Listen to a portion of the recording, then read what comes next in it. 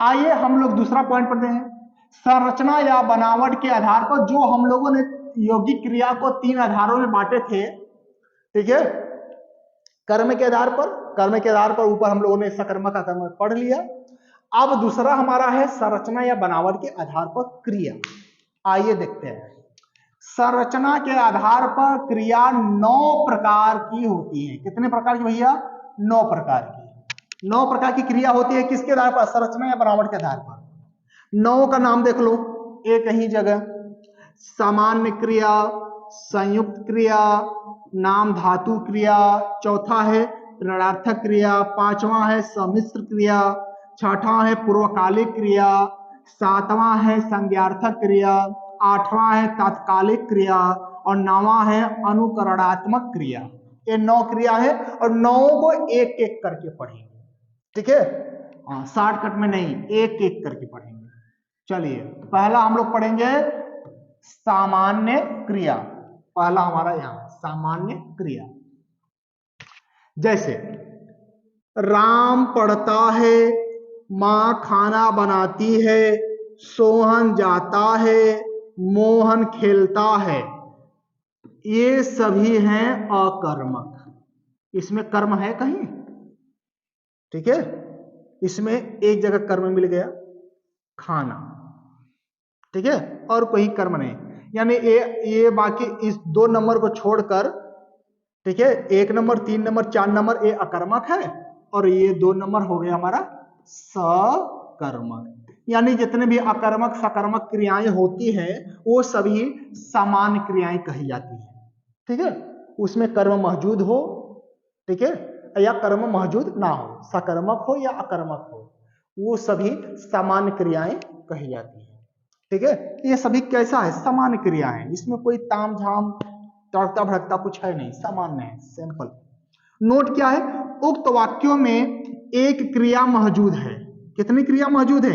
एक ही क्रिया मौजूद है, ठीक है ना। एक क्रिया 2 क्रिया हमने पढ़ा ना, एक क्रिया मौजूद है।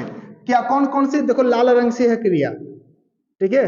जैसे पढ़ता एक क्रिया है, बनाती एक क्रिया है, जाता एक क्रिया है, खेलता एक क्रिया है। और कोई क्रिया मौजूद है इसमें? नहीं। जो चारों वाक्यों में क्रिया एक ही है, ठीक है।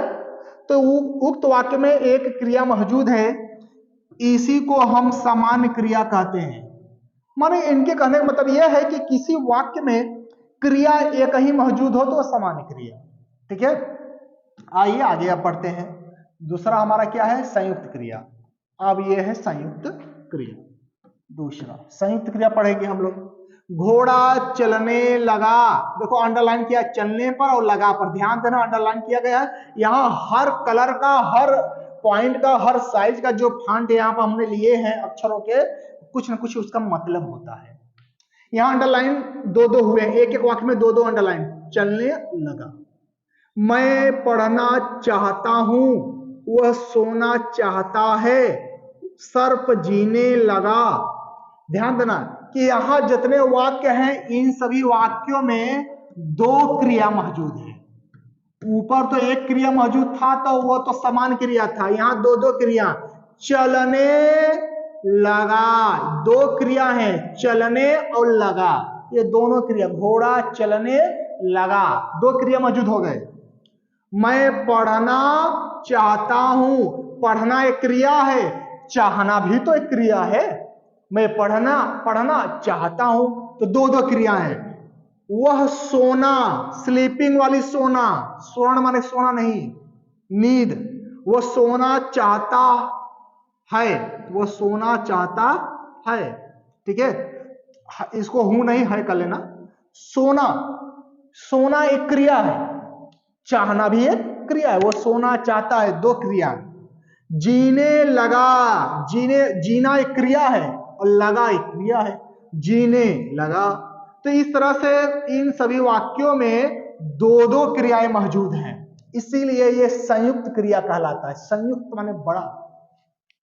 नोट, यहां 2 क्रिया मौजूद है जिसे हम संयुक्त क्रिया कहते हैं। जी हाँ, यहां 2-2 क्रिया मौजूद है, हम संयुक्त क्रिया कहते हैं। तीसरा क्रिया पढ़ते हैं हम लोग, नाम धातु क्रिया। तीसरा क्या है, नाम धातु। अगर संज्ञा सर्वनाम विशेषण, तीनों का नाम फिर से पढ़ लो, संज्ञा सर्वनाम विशेषण में आना और वाना प्रत्यय लगा दिया जाए तो वह नाम धातु क्रिया हो जाती है। कौन कौन सा प्रत्यय, आना और वाना कहां लगा दिया जाए, संज्ञा में, सर्वनाम में, विशेषण में। ये तीनों में आना वाना अगर प्रत्यय लगा दिया जाए तो नाम धातु क्रिया हो जाती है। देखो यहां पर बात, ठीक है, ये या तो संज्ञा या तो सर्वनाम या तो विशेषण है, तीनों में से एक है, ठीक है। अब आप लोगों को हम संज्ञा सर्वनाम पढ़ा दिए हैं, आप लोग पकड़ो, अब यहां से हर एक चीज हम नहीं बताएंगे, पढ़ते रहो, यहां से पकड़ो क्या है। बात में हमने आना प्रत्यय लगा दिया तो शब्द बना बतियाना। अब ये हो गया नाम धातु, कौन सा, नाम धातु क्रिया, ठीक है। बतियाना क्या हो गया, नाम धातु क्रिया। हाथ शब्द में आना प्रत्यय लगा दिया तो हो गया हथियाना, ठीक है। क्या हो गया, हाँ सॉरी, नाम धातु क्रिया, नाम धातु क्रिया। लूध शब्द है, उसमें आना प्रत्यय लगा दिया तो हो गया लुधियाना, ठीक है ना। ये प्रत्यय देखो आना आना यहां पर लगा है, आ की मात्रा आना लगा है ना, लुधियाना। अपना में आना प्रत्यय लगा दें तो बनेगा अपनाना, यहां पर आना लास्ट में लग गया, यह है आपका नाम धातु क्रिया। लात एक शब्द है, लात शब्द में आना प्रत्यय लगा दे तो लतियाना बनेगा, क्या बनेगा, हाँ लतियाना, ठीक है। गर्म में आना प्रत्यय लगा दे तो गर्माना शब्द बनेगा, ये भी हमारा नाम धातु प्रत्यय क्रिया कहलाएगा। आना या वाना, वाना भी लगा के देख लो, वाना प्रत्यय। पढ़ में वाना प्रत्यय लगा दिया तो पढ़वाना, ठीक है, शब्द हो गया क्या, नाम धातु क्रिया, नाम धातु क्रिया। चल में वाना प्रत्यय लगा दे तो चलवाना, ये भी हो गया नाम धातु क्रिया। अब समझ में आया, आना या वाना प्रत्यय लगा दिया जाए संज्ञा सर्वनाम या विशेषण में तो जो शब्द बन के तैयार होंगे, ये सारे शब्द आपके सामने बतियाना, हथियाना, लुधियाना, अपनाना, लतियाना, गरमाना, पढ़वाना, चलवाना, ये सभी नाम धातु क्रिया कही जाती है, ठीक है। अगला है प्रेरणार्थक क्रिया, आपके सामने उपस्थित है, हाँ चौथा है प्रेरणार्थक क्रिया, प्रेरणा कुछ मिले जिस क्रिया से। इसके अंतर्गत भी आना वाना प्रत्यय लगता है। देखो भैया, अभी ऊपर वाला हमने पढ़ा कि संज्ञा सर्वनाम विशेषण में आना वाना प्रत्यय लगा दोगे तो जो बन के तैयार होगा वही होगा नाम धातु क्रिया। लेकिन प्रेरणार्थक क्रिया भी कह रहा है कि भैया इसमें भी आना वाना प्रत्यय लगाना है, लेकिन यह प्रत्यय किसी संज्ञा सर्वनाम या विशेषण में नहीं लगाना है, बल्कि लगाना कहां है, क्रिया में लगाना है, क्रिया में, ठीक है। संज्ञा सर्वनाम विशेषण में लगाओगे तो नाम धातु प्रत्यय अभी ऊपर जो पढ़ के खाली हुई है वो हो जाएगा, और संज्ञा सर्वनाम विशेषण में न लगाकर क्रिया में वही आना वाना लगा दोगे तो प्रेरणार्थक क्रिया हो जाएगा, ठीक है। आइए देखते हैं कहां लगाना है, क्रिया में। यह है आपके सामने प्रेरणार्थक क्रिया, प्रेरणार्थक क्रिया हम लोग पढ़ रहे हैं। हाँ देखो, पढ़ना एक क्रिया है, कहां लगाना था, क्रिया में लगाना था। पढ़ना एक क्रिया है, उसी में आना लगा दिया प्रत्यय तो हो गया पढ़ाना। अब ये जो शब्द बन गया प्रेरणार्थक है, क्या है, प्रथम प्रेरणार्थक क्रिया, प्रथम प्रेरणार्थक क्रिया। अब प्रेरणार्थक क्रिया भी दो तरह के हो गए, प्रथम द्वितीय, प्रथम द्वितीय। अब प्रथम द्वितीय का हम यहां करेंगे उसका डीएनए टेस्ट, पहले यहां इसको देखो। पढ़ना में वाना लगा दिया तो हो गया पढ़वाना, यह हो गया द्वितीय प्रेरणार्थक क्रिया। अब ध्यान देना यहां पर, चलना में आना लगा दिया तो हो गया चलाना प्रथम प्रेरणार्थक, और उसी चलना में वाना लगा दिया तो हो गया चलवाना द्वितीय प्रेरणार्थक। जलना में आना लगा दिया तो जलाना प्रथम प्रेरणार्थक। जलना में वाना लगा दिया तो जलवाना द्वितीय प्रेरणार्थक। अब यहां पर एक चीज ध्यान देना, प्रथम प्रेरणार्थक द्वितीय प्रेरणार्थक ये क्या है, शब्द बन के तैयार हुआ। ये सारे शब्द आपका प्रेरणार्थक है। प्रेरणार्थक दो तरह के होते हैं, प्रथम और द्वितीय। और प्रत्यय कौन सा लगाना है, आना और वाना, दो प्रत्यय लगाना है। कौन कौन से, आना और वाना। देखो आना, ये आना प्रत्यय कहीं अगर लगा दोगे तो ये प्रथम प्रेरणार्थक हो जाएगा, प्रथम प्रेरणार्थक। और वाना, जिस वाक्य क्रिया में वाना प्रत्यय लगा दोगे तो ये हो जाएगा द्वितीय प्रेरणार्थक। अब समझ में आ गया। आना प्रत्यय प्रथम प्रेरणार्थक के लिए, वाना प्रत्यय द्वितीय प्रेरणार्थक के लिए। तो यहां पर जो भी शब्द लिए गए हैं, जैसे देखो कलर भी हमने कहा लाल, दोनों लाल है, दोनों नीले हैं, दोनों काले हैं, तो ये दोनों शब्द समान है। एक में आना एक में वाना, यानी एक प्रथम एक द्वितीय, एक प्रथम एक द्वितीय, वाना आना आना वाना, ठीक है, लगा है ना। कलर मैंने यहाँ कुल मिलाकर उदाहरण केवल 3 ही है। कितने उदाहरण, 3। ये दोनों एक उदाहरण है, इन दोनों में एक प्रथम द्वितीय है, यह दोनों एक उदाहरण है, और ये दोनों एक उदाहरण है। 3 ही उदाहरण है, ठीक है। 3 ही उदाहरण में शब्द रिपीट हुए हैं, लेकिन प्रत्यय अलग अलग हुआ है, अल्टरनेट। आना वाना आना वाना आना वाना, प्रथम द्वितीय प्रथम द्वितीय प्रथम द्वितीय। समझ में आया। चलो अच्छा, प्रथम प्रेरणार्थक द्वितीय प्रेरणार्थक को जानते हैं। यहां देखो हेडिंग है प्रथम प्रेरणार्थक क्रिया। क्या है, जिसमें कर्ता स्वयं किसी कार्य में जुड़ा रहता है उसे हम प्रथम प्रेरणार्थक क्रिया कहते हैं। यानी जिसमें आना प्रत्यय लगा रहता है, इसका मतलब कि कर्ता जो होता है इस कार्य में स्वयं लगा हुआ है। कर्ता जिस कार्य में स्वयं लगा रहता है उसको हम प्रथम प्रेरणार्थक क्रिया कहते हैं। जैसे माँ बच्चे को पढ़ाती है, बच्चे को पढ़ाने का काम करता कौन है, माँ, और माँ स्वयं इस काम को कर रही है, किसी को करवा नहीं रही, स्वयं कर रही है, तो ये हो गया प्रथम प्रेरणार्थक। माँ बच्चे को दूध पिलाती है, दूध कौन पिला रही है, माँ पिला रही है बच्चे को, तो माँ करता है, कर्ता के साथ साथ इस क्रिया को दूध पिलाने का काम ये स्वयं कर रही है, इसीलिए ये प्रथम प्रेरणार्थक क्रिया होता है। अब देखो यहां पर है द्वितीय प्रेरणार्थक। द्वितीय प्रेरणार्थक क्रिया जिसमें कर्ता किसी कार्य में जुड़ा नहीं रहता बल्कि किसी दूसरे से करवाता है वह कार्य, वह द्वितीय प्रेरणार्थक क्रिया कहलाता है। जिसमें कर्ता स्वयं काम न करे, जैसे ऊपर भी माँ बच्चे को पढ़ाती है तो बच्चे को पढ़ाने के लिए माँ स्वयं पढ़ा रही है, ठीक है, कर्ता उस कार्य में स्वयं लगा है, तो ये प्रथम प्रेरणार्थक हो गया। और द्वितीय प्रेरणार्थक वो होता है जिसमें कर्ता स्वयं कार्य न करे, किसी से करवाए, तो वह द्वितीय प्रेरणार्थक क्रिया हो जाएगा। जैसे उदाहरण है, माँ बच्चे को पढ़वाती है, अब ऊपर था पढ़ाती है यानी स्वयं पढ़ा रही थी, अब पढ़वाती है किसी और से पढ़वाती है, तो ये द्वितीय प्रेरणार्थक हो गया। माँ बच्चे को आई से दूध पिलवाती है, किससे दूध पिलवा रही है, आई से, आजी से दूध पिलवा रहे हैं कि बच्चे को दूध पिला दो, तो ये कर्ता स्वयं इस कार्य में लिप्त नहीं है, वो किसी से करवा रही है, तो ये द्वितीय प्रेरणार्थक क्रिया कहलाएगा। तो प्रेरणार्थक क्रिया आपको समझ में आ गई। आइए अब आगे चलते हैं, सम्मिश्र क्रिया। 5वां कौन है, सम्मिश्र क्रिया।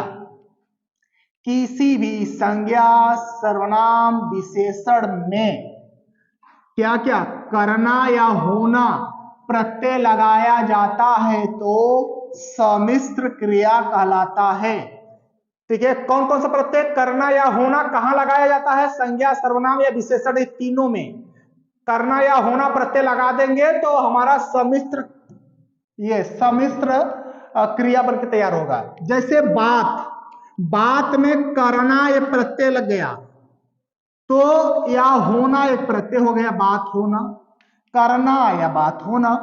गर्म शब्द में करना, गर्म करना शब्द बन गया गर्म करना या गर्म होना, ये शब्द बन गया। तो यहां जो कलर हमने चेंज किया है ना, ये कलर, ये हमारा प्रत्यय है, करना होना, ये दोनों प्रत्यय है। और ये तो हमारे शब्द हैं, ठीक है। बात, गर्म, ठंडा, ये सब हमारे संज्ञा, सर्वनाम, विशेषण तीनों में से है। तो बात, गर्म, ठंडा, बात, गर्म, ठंडा में हमने करना या होना शब्द लगा दिया, जो बन के तैयार हुआ। अब ये बन के तैयार हुआ, बात करना, गर्म करना, ठंडा करना, ठीक है। बात होना, गर्म होना, ठंडा होना, ये जो शब्द बन के तैयार हुआ ना, ठंडा होना क्रिया है ना, क्रिया हो रही है ना। ठंडा होना, गर्म होना क्रिया हो रही है, बात होना क्रिया हो रही है, ठंडा करना काम हो रहा है ना, गर्म करना काम हो रहा है, बात करना, ये सब हमारा सम्मिश्र क्रिया कहलाएगा। कौन सी? सम्मिश्र, मिक्स करके, मिक्स करके क्रियाओं को मिक्स किया जाता है, सम्मिश्र क्रिया, ठीक है। आइए आगे चलते हैं हम लोग। पूर्वकालिक क्रिया क्या है? पूर्वकालिक क्रिया, जी हाँ। आइए, इसमें दो क्रियाएं होती हैं। पहले आप देखो, अभी तक तो एक वाक्य में एक ही क्रिया हम लोगों ने देखा, अब दो दो क्रियाएं होंगी। इसमें दो क्रियाएं होती हैं। पूर्व क्रिया में कर प्रत्यय लगता है, ठीक है। जैसे रोकर, गाकर, सोकर, जाकर। देखो, रो कर, कर प्रत्यय लगा, गा कर, इसने कहा कर प्रत्यय, लाल वाला देखो कर प्रत्यय, कौन सी प्रत्यय लगता है? हाँ, क्रिया में कर प्रत्यय लग जाए, सो कर, जा कर, ये लग जाए। जैसे बच्चा नहाकर स्कूल गया, बच्चा नहाकर स्कूल गया, नहाना एक क्रिया है। पहले वाले क्रिया में ये कहते हैं कि पूर्व क्रिया में, किस क्रिया में? पूर्व क्रिया में कर प्रत्यय जोड़ना है। तो बच्चा नहाकर, नहाना एक क्रिया है, उसी में यहाँ कर जुड़ गया है, कर प्रत्यय जुड़ा है। बच्चा नहाकर स्कूल गया, इस वाक्य में दो क्रिया, एक नहाना, एक जाना। नहाना जाना दो क्रिया, ठीक है। एक तो बच्चा नहा रहा है, ये पहला क्रिया है, और दूसरा का स्कूल जा रहा है, ये दूसरा क्रिया है, ठीक है ना। तो पहले वाले क्रिया में कर प्रत्यय जोड़ना है, पहले वाले क्रिया में, दूसरे वाले में नहीं। जैसे वे गाकर नाचे, ठीक है। वे जो है दो काम कर रहे हैं, एक तो गा भी रहे हैं और दूसरा का नाच रहे हैं। और गा कर नाचे, गाते हुए नहीं, गाए उसके बाद नाचे, ठीक है। गाकर नाचे, ये पहला क्रिया है गाकर, दूसरा का क्रिया है नाचे, ठीक है। दो दो क्रिया है। मोहन खाना खाकर सोया, तो पहला क्रिया क्या है? खाकर, खाए तब सोए, दो दो क्रिया हो रही है। जो पहले क्रिया है उसमें कर प्रत्यय जोड़ा गया, खाकर सोए, इसी को कहते हैं पूर्वकालिक। पूर्व माने पहले समय में की गई क्रिया। पूर्व, एक क्रिया तो पहले की जा रही है, दूसरी की क्रिया बाद में की जा रही है, ठीक है। अंग्रेजी में एक अनुवाद आता है, डॉक्टर के आने से पहले रोगी मर चुका था। दो दो क्रिया है, आने से पहले और मर चुका, ठीक है। दो दो क्रिया हो रही है ना, तो दो, एक क्रिया पहले हो रही है, एक क्रिया बाद में हो रही है। जैसे अब सातवां, संज्ञार्थक क्रिया या क्रियार्थक क्रिया, दोनों का एक ही नाम है, मतलब इसको संज्ञार्थक के या क्रियार्थक के नाम पर जानते हैं। संज्ञार्थक क्रिया या क्रियार्थक क्रिया, यह क्रिया सदैव पुल्लिंग में होता है, जी हाँ, यह क्रिया हमेशा पुल्लिंग में होता है, ठीक है। और यह क्रिया वाक्य के प्रारंभ में या मध्य में, ध्यान देना, दो शब्द, ये वाली क्रिया जनरली क्रियाएं वाक्य के अंत में आती है। मोहन जाता है, अंत में, जाता है अंत में आया ना, वाक्य के अंत में। राम खाता है, दिनेश दौड़ता है, राम विद्यालय जाता है। समस्त वाक्यों में क्रियाएं वाक्य के अंत में आ रही हैं, जनरली अंत में आती ही हैं। लेकिन ये जो है क्रियार्थक क्रिया या संज्ञार्थक क्रिया, इसमें जो क्रिया है या तो वाक्य के प्रारंभ में आएंगे या तो मध्य में आएंगे, अंत में नहीं आते। और जब भी आएंगे तो पुल्लिंग में रहेंगे, इसमें पुल्लिंग में। जैसे वाक्य है, टहलना स्वास्थ्य के लिए लाभदायक होता है। टहलना एक क्रिया है, टहलना क्या है? क्रिया है। वाक्य के अंत में नहीं आया, पहले आया, वाक्य के पहले। टहलना स्वास्थ्य के लिए लाभदायक है, यहाँ जो ये टहलना क्रिया है पुल्लिंग रूप में आया है और वाक्य के प्रारंभ में प्रयुक्त हुआ है, इसीलिए यह टहलना संज्ञार्थक क्रिया कहलाया दा। टहलना वाक्य के अंत में नहीं, प्रारंभ में आया है टहलना। ठीक उसी तरह से यहां भी है, गाना प्रसन्नतादायक होता है। गाना एक क्रिया है जो वाक्य के पहले आया है। राधा को हंसना अच्छा लगता है, वाक्य के बीच में आ गया, कहा गया मध्य में भी है आ जाए, हंसना क्रिया है। नहाना नित्य कर्म है, नहाना वाक्य के प्रारंभ में। सोना सबको अच्छा लगता है, ये सोना स्लीपिंग वाली नींद, ठीक है ना। हालांकि दोनों सोना सबको अच्छा लगता है, गहने सोने के गहने वो भी अच्छा लगता है, और सोना स्लीपिंग सो जाना, ठीक है ना। तो यहां पर स्लीपिंग वाला है, सोना है वो वाला मत समझिएगा। तो पहले आया, कहां आया, पहले आया, इसीलिए यह संज्ञार्थक या क्रियार्थक क्रिया कहलाएगी। आठवां है तत्कालिक क्रिया। कौन सी है, तत्कालिक क्रिया।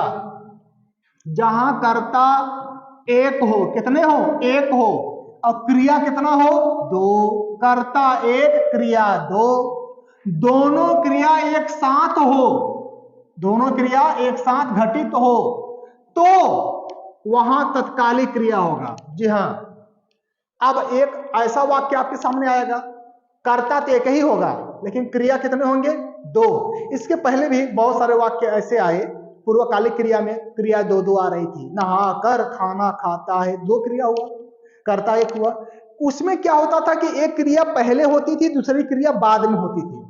और इसमें क्या है तत्कालिक में कि दोनों क्रिया एक ही साथ होगा, कर्ता एक होगा और वो दो दो क्रियाएं करेगा, और एक साथ वर्तमान काल में ही करेगा। देखो जैसे लड़कियां हंसती हुई आ रही हैं, देखो हंसना एक क्रिया है, हंसना क्रिया है, और आ रही है वो भी एक क्रिया है, ठीक है। तो लड़कियां क्या है कि हंसती हुई आ रही है, दो दो काम हो रहा है, एक तो हंस भी रही है, दूसरी आ भी रही है, और दोनों एक साथ हो रहा है, दोनों एक साथ हो रहा है, तो ये तत्कालिक क्रिया कहलाए। लड़कियां हंसती हुई आ रही हैं, वह रोते हुए आई, वह रोते हुए आई, माने वो दो दो काम किए, एक तो रो भी रही है और साथ साथ आ भी रही है, रोते हुए आई, दो दो क्रियाएं एक साथ। वह हंसते हुए नाच रही थी, वह हंसते हुए नाच, हंस भी रही थी नाच भी रही थी, दोनों क्रियाएं एक साथ। रमेश दौड़ते हुए गिरा, रमेश दौड़ता दौड़ता रहा और गिर गया, दोनों काम एक साथ हुआ, दौड़ते हुए गिरा, दौड़ते दौड़ते गिर गया, दोनों क्रियाएं एक साथ हुआ।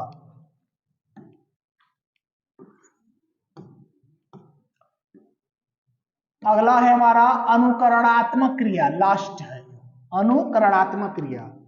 यह क्रिया एक प्रकार का आवाज यानी ध्वनि होती है। क्या होता है, आवाज या ध्वनि, और इस ध्वनि में ना प्रत्यय जोड़ने पर अनुकरणात्मक क्रिया बन जाती है। जी हाँ, माने एक तरह का ध्वनि यानी आवाज जो आते हैं, उन्हीं ध्वनि यानी आवाज में ना प्रत्यय जोड़ दें तो अनुकरणात्मक क्रिया बनके तैयार हो जाती है। जैसे खट खट ध्वनि है, खन खन ध्वनि है, टन टन ध्वनि है, ठीक है।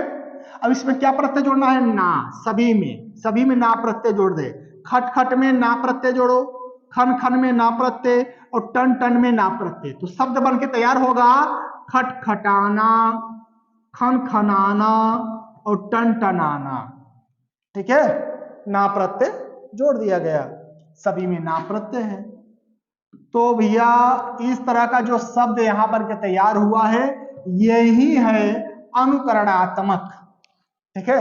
खटखटाना, ठीक है, खनखनाना, टनटनाना, सरसराना, बहुत सारे आवाज है, उन सभी आवाजों में ना प्रत्यय जोड़ दोगे तो अनुकरणात्मक क्रिया कहलाएगा। ये सब कुछ ना कुछ क्रियाएं हो रही है, यहाँ पर खनखनाना क्रिया हो रही है ना, क्रिया हो रही है तभी तो आवाज आ रही है, टनटनाना क्रिया हो रही है तभी तो आवाज आ रही है, ठीक है। और तीसरा हमारा जो पॉइंट था वह है लास्ट है अर्थ के आधार पर। किसके आधार पर? अर्थ के आधार पर। अब क्रिया को अर्थ के आधार पर जानेंगे। जब एक क्रिया में कई भाव हो तो, यानी क्रिया एक हो भाव कई हो, क्रिया काम एक ही हो, क्रिया एक हो और उसके भाव अलग अलग निकले तो अर्थ के आधार पर वह क्रिया मानी जाएगी। ठीक है, आइए देखते हैं। आपके सामने है उपस्थित। पहले हम लोग क्रिया को, जैसे वह हवा खाता है, वह क्या खाता है? हवा। हम कहते हैं ना भैया अरे वो तो हवा खाता है, दिन भर क्या करता? हवा खाता है। वह दिमाग खाता है और वह लात खाता है। तो यहां देखो खाता खाता खाता, तीनों वाक्यों में वह कुछ न कुछ खा रहा है और खाता क्रिया एक ही है तीनों में। खाता खाता खाता, खाता क्रिया एक ही तीनों में है, लेकिन तीनों का भाव वह हवा खाता है। इसका मतलब क्या है कि टहलने जाता है। इसका मतलब क्या है? टहल। यहां खाता का भाव हुआ टहलने जाता है। वह दिमाग खाता है, यहां खाता का भाव हुआ परेशान करता है। वह लात खाता है, यहां खाता का भाव हुआ लतियाया जाता है। भाई लात खाता, लात माने पैर, वो पैर थोड़ी ना खाता है, वो लतियाया जाता है। क्या करता है? अब वह जो है, ये जो वह है, वह तीनों में है, ये वह कुछ न कुछ खाया है और कुछ न कुछ भाव निकला है, लेकिन पेट भरा नहीं है उसका। मुंह से यहां कुछ नहीं खाया, खाता तो है लेकिन मुंह से कुछ नहीं खाया। हवा खाया, परेशान करता है और लतियाया जाता है। वह हवा खाता है, वह दिमाग खाता है, वह लात खाता है। इतना सब कुछ खाने पर भी वह भी कुछ नहीं खाया। खाता क्रिया तो तीनों में है, लेकिन सबका भाव अलग अलग है। हवा खाता है मतलब टहलने जाता है, दिमाग खाता है मतलब परेशान करता है, लात खाता है मतलब लतियाया जाता है। यहां लिखा है कि यहां प्रत्येक वाक्य में खाता क्रिया एक ही है। जी हां, एक ही क्रिया खाता प्रत्येक वाक्य में, और प्रत्येक वाक्य के खाता क्रिया का भाव अलग अलग है। जी, यहां भाव देखो सबका अलग अलग है।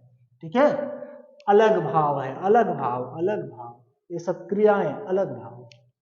समझ में आया? तो ये अर्थ के आधार पर क्रियाएं हम लोगों ने पढ़ा। चलिए, इसी के साथ क्रिया नाम की टॉपिक, संपूर्ण क्रिया नाम की टॉपिक मैं समाप्त किया। आपको यहां से बहुत कुछ सीखने को मिला होगा, नई चीज आप लोग जाने होंगे जो इससे पहले अभी तक नहीं जानते थे। तो इन क्रियाओं को आप लोग अच्छे से एक बार दो बार वीडियो को पढ़ो, समझो खूब अच्छे से, और परीक्षाओं में 100% करके आइए। संपूर्ण प्रतियोगी परीक्षाओं के लिए ये प्लेटफॉर्म रामबाण साबित हो रहा है। आप लोग चैनल को शेयर करें, सब्सक्राइब करें और लाइक करें, ताकि हमारा भी थोड़ा सा मनोबल आगे कुछ बढ़े। मैं कुछ इसी तरह से आप लोगों के कमेंट का, आप लोगों को सब्सक्राइबर सेशन प्लस जो लाइक है, इन सबको देखकर हमारा भी थोड़ा सा इच्छा करता है कि आपको बेहतर से बेहतर जो जड़ है, जो न्यू है, वो चीज हम आपके सामने प्रस्तुत कर दें व्याकरण शास्त्र का। तो प्रेरणा के स्रोत आपका कमेंट, शेयर और लाइक ही है, वो हमको मिलता रहे। बाकी हम आपको सब कुछ प्रोवाइड कराएंगे और आगामी दिनों में आप सभी को इसी प्लेटफॉर्म पर संस्कृत का संपूर्ण व्याकरण मिलेगा। अभी तो हिंदी का जा रहा है, यानी मैं इतना सब कुछ पढ़ा देता हूं, एक एक कंटेंट को पूरी ऑल टू ऑल, नाखून से लेकर सिर के बाल तक संपूर्ण व्याख्या एक एक कॉन्टेक्ट का मैं यहाँ कर रहा हूँ, एक एक सिलेबस, एक एक टॉपिक का। तो उस चीज को फिर किसी भी परीक्षाओं में यूज करिए, फिर उससे कुछ बचता ही नहीं, बताने को कुछ है ही नहीं उसमें कि आपको बताया जाए, पढ़ाया जाए। तो आप लोग पढ़िए, मेहनत करिए और हंसते रहे, मुस्कुराते रहे। शेयर जरूर करिएगा चैनल को और लाइक सब्सक्राइब